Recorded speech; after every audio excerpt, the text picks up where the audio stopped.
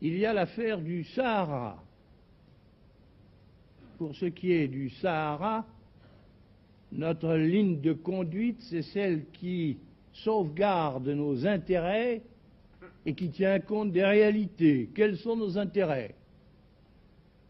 Nos intérêts, c'est la libre exploitation du pétrole et du gaz que nous avons découvert ou que nous découvririons.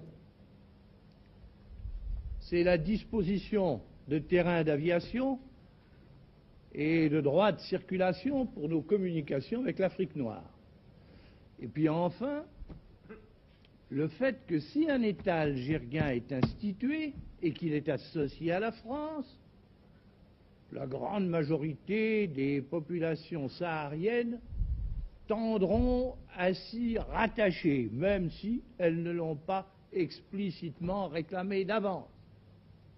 En ce qui concerne la France, c'est un coup d'épée dans l'eau. Mais ce qui nous intéresse, c'est qu'ils sortent de ces accords, s'ils doivent se produire, une association qui sauvegarde nos intérêts. Si ni la sauvegarde ni l'association ne sont possibles du côté algérien, eh bien, il nous faudra de toutes ces pierres et de tous ces sables, faire quelque chose de particulier, aussi longtemps et pour autant que pour nous, l'inconvénient ne sera pas supérieur à l'avantage. De toute façon, bien entendu, il faudra que les populations algériennes soient consultées sur leur sort et dans des conditions conformes à leur dispersion et à leur diversité. C'est la résistance populaire et c'est la résistance individuelle. Nous avons dit qu'il n'est pas question pour nous, qu'il n'a jamais été question pour nous de faire sécession territoriale. Ce qui nous importe, ce n'est pas de défendre des bâtiments, mais de faire en sorte que les troupes de Boumediene, qui se comportent en troupes d'occupation, n'aient aucun répit.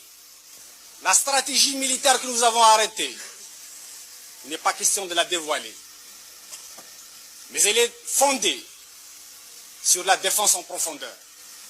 Elle est fondée sur la guérilla. Les troupes de Boumediene ont été harcelées sans répit par les nôtres. Maintenant, il vous appartient à vous, à nous tous, de continuer la résistance. Il leur est impossible de tenir plus d'un mois parce qu'ils n'ont pas de finances, parce qu'ils n'ont pas de puissance, parce que hier, dans la nuit, ils ont été attaqués par nos troupes à Médéa et vous avez dû l'apprendre par la radio.